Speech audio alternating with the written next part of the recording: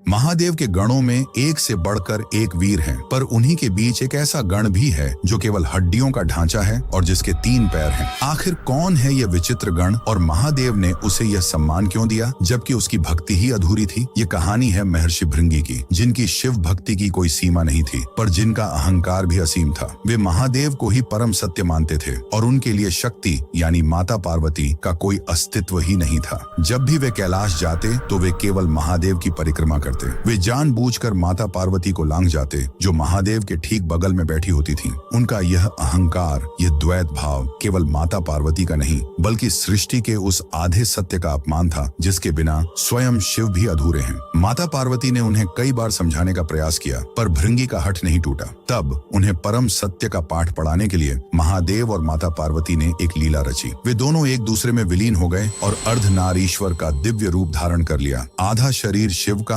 आधा शक्ति का। अब भृंगी के लिए केवल शिव की परिक्रमा करना असंभव था, पर उनका अहंकार तो देखिए। उन्होंने एक भृंग यानी भौंडरे का रूप धारण किया और उस अर्धनारीश्वर स्वरूप के बीच से छेद करके केवल शिव के हिस्से की परिक्रमा करने का प्रयास करने लगे। ये देखकर माता पार्वती समझ गईं कि अब इन्हें केवल ज्ञान नहीं बल्कि अनुभव की आवश्यकता है। उन्होंने भृंगी के शरीर से शक्ति तत्व को खींच लिया। उन्होंने कहा, यदि तुम शक्ति को नहीं मानते तो तुम्हारे शरीर में उसका कोई अंश नहीं रहेगा। और उसी क्षण भृंगी के शरीर से सारा मांस, रक्त और मज्जा लुप्त हो गया, क्योंकि यह सब प्रकृति यानी शक्ति का ही स्वरूप है। वे केवल हड्डियों का एक निष्प्राण ढांचा बनकर पृथ्वी पर गिर पड़े। वे खड़े भी नहीं हो पा रहे थे। तब उस पीड़ा के क्षण में उन्हें अपनी भूल का एहसास हुआ। वे समझ गए कि शिव चेतना है तो शक्ति ऊर्जा है, एक के बिना दूसरा अपूर्ण है, शक्तिहीन है। उनकी इस दशा को देखकर करुणामयी महादेव का हृदय द्रवित हो उठा। भृंगी का पश्चाताप सच्चा था। तब महादेव ने उन्हें सहारा देने के लिए एक तीसरा पैर प्रदान किया